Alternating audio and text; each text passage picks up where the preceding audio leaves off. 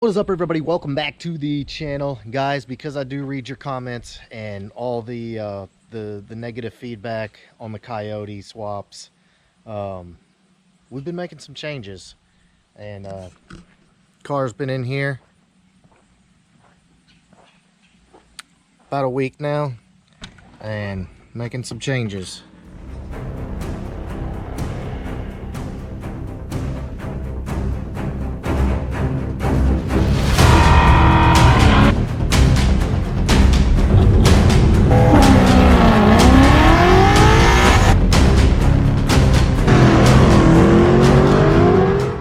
Alright guys, so like I was saying, we have made some serious changes, just based on, you know, everybody, not everybody, a lot of people saying, you know, screw the coyote, push rod for life, all of that.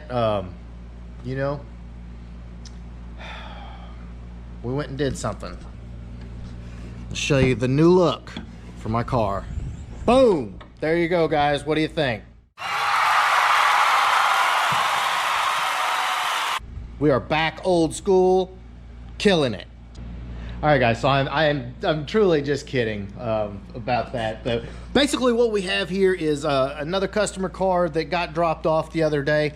And I wanted to use this car, guys, to kind of go over some things, talk about some things. And, you know, let's just lay out a case for, you know, how we build the cars and stuff like that. The first thing is, though, we got to kind of go around this car because it's pretty neat. And as you can clearly see, it is the exact same color as my car, LX hatch.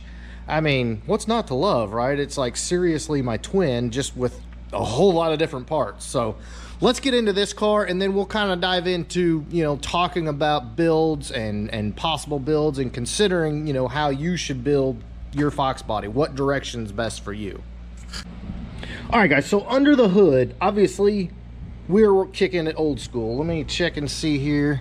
This is a V1, so this is a base S trim, well, SI, SQ, whatever. I don't even know what they call them anymore, but a base S trim supercharger, which is awesome. Still looks like it's got the 3.3 pulley on it, and yep, everything looks fairly original.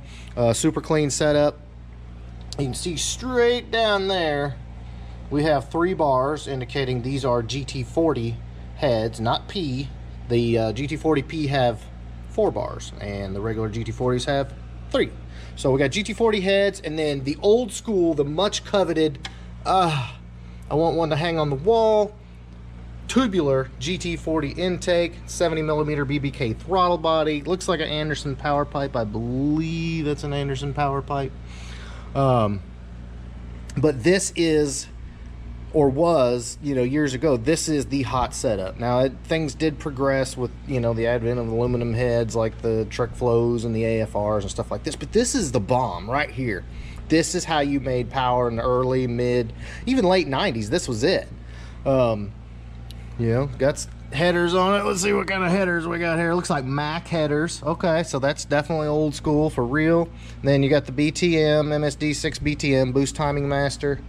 And, I mean, this is a cool, super cool setup, and I guarantee you this thing probably makes 430 to 450 at the tire, just depending on, I'm not sure on the bottom end, but a fun, super fun car. Then of course we got a tubular K member. I can't tell what kind it is, but then we got coilovers, Willwood 6-piston brakes. So I guarantee it stops really well. And it's got the drift wheels. Of course, it does have the Willwoods on the back too, so that's obviously quite a bit of money there. Now, here's another thing that this kills my car on, is the quarter glasses. The quarter glasses are in good shape. The paint's in 100% better shape than mine. I don't know if it's a low-mile car or not, but I was checking it out. It is a 90 model. I saw the 25th anniversary on the door, which is cool. Oh, it does have Corbo seats, black interior car. I don't know if it's an original black interior car, but it does have black interior in it. And I double checked to make sure that it is a 25th anniversary car. And if you look right here, 1 of 90, it falls within that year range when these were 25th anniversary cars. April 89 to April of 90 is supposedly supposed to be the anniversary cars, but Anyway, guys, it's a Pro 50 shifter peeking up out of there. Got a pillar gauge pod right there. Looks like a right over there in the floorboard is a Florida 50 cluster, and man, just lots of cool stuff. I mean, this car's in a lot better shape than my car. I know you guys think that my car is something spectacular, but it's really not. Corbeau seats, which I need to sit in these because I'm planning on doing something like that. But again, y'all, I mean, it's clean. I love the black wheels. They look really good. Let's see if this door's open here. We'll take a look at what cluster this is. Got another pillar pod, RPM activated switch. All right, let's take a look here. Okay, so yeah, he's got the cobalt gauges, Florida 50 cluster. Those are super nice. Super nice. Looks like it's got a little system going on. I mean, this is a cool car. This is a super cool car. Street car, as you can see, air, power steering, the whole 9 yards are there. I mean, this thing is, you know, I'm just looking at it. This car's in really good shape. Looks like it's had some engine bay smoothing done. I think this might have been an afterthought, I'm not sure. But if you look over here, you can see there was quite a bit of engine bay smoothing done, and looks good. I mean, obviously it's not perfect, obviously, but you know, it's a super cool car, and you know, with some TLC and a little bit of work, which is, you know, what we're doing out here with it, it's gonna be a super nice car.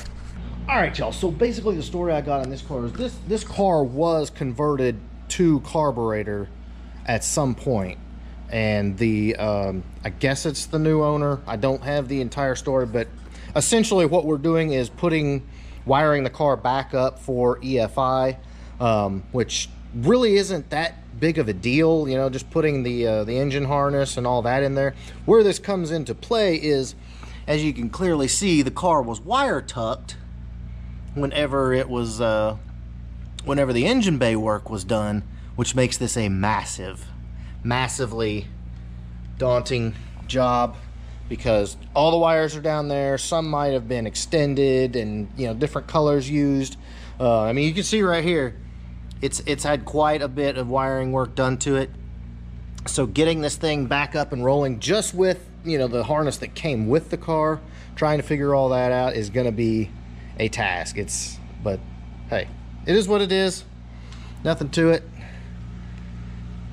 Lots of wire. Okay, let me back up. There is a lot to it, but it's nothing too crazy. Can't get done.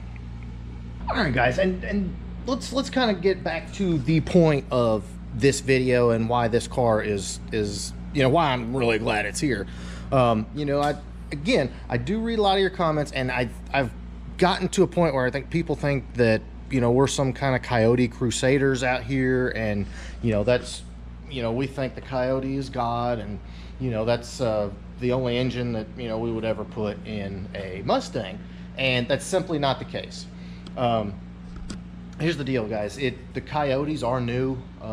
They do make fantastic power. They offer a whole new realm of reliability, fuel mileage, streetability, several different things. You know, there's a lot to love about having a Coyote in your car, you know, like, you know, these cars here. They do make great power. They're fun. I mean, what's not to love? Sure, there is a large initial investment to get a Coyote into a Fox body, whereas, you know, something like this, you can use the you know, the existing engine and, you know, bolt on heads, bolt on, you know, an intake, a supercharger, slide a cam in, stuff like that. So to do something like this using the existing 302, of course it's cheaper. And, you know, circling back around, I think that people kind of got the impression that we're somehow anti-small block Ford, which is absolutely not the case. You know, in fact, my next build will be something along these lines, the old school lines of, you know, an S-trim Vortec and all this. I've talked about these in previous videos because, you know, back in the day when I was a kid, before I even got my license, if I went to a car show and I saw something like this, I would literally have a come apart, because I was over the moon for these cars. This is what I dreamed of back, you know, when I was 14, 15 years old. And got to go to car shows and look at these cars, and it's still sometimes just looking at them, I'm just like, wow. All right, guys, so I hope that kind of, helps you out as far as, understanding what it is we do out here. A lot of this came about because of, we did my car on the channel, and that's how all this came about. All the bills that you see in here, and every one of them are super cool in their own way. I mean, we've got a blown small block hatchback, we've got a Coyote convertible with a supercharger, we've got a Viper blue notch, I mean, lead foot gray, that's going to be a 434 Windsor in the back. So super cool stuff. And again, guys, don't get hung up on this is better than that, or this is I'm going to stay old school, or I want the latest and greatest. Don't get hung up on all that stuff, because it really doesn't matter. Like I said, have fun with your build. And again, stay inside your budget, stay inside your skill level, and I promise you it'll be a lot more fun. The last thing you want to do is end up in over your head, selling your car, parting it out, something like that. I did a video a while back called Go Build Your Beast, and I talk a lot about that too, because it's I don't like seeing people giving up on their projects. And I think a lot of times what happens is people do get in over their head, or as far as their skill level or their budget, and then it ceases to be fun anymore, and the whole point is lost. So that is what is up, guys. I hope you enjoyed this video. We will have this car in the shop for quite a while. We're gonna do quite a bit of wiring, and gonna put tailpipes on it, and just a bunch of small projects like the gauges and stuff like that. So you'll get to see my car's twin here in the shop for quite a while, and hopefully soon we'll get to hear some supercharger noises and some cam chop and all that. I'm looking forward to it. Gonna be freaking awesome. So in the meantime, if you like this video, please give me a big thumbs up. Make sure you smash that subscribe button. I truly appreciate everybody's support watching the videos, and always down for content advice or criticism or ideas, whatever you got. I'll always listen. Shoot me an email. Email is always in the description. Later.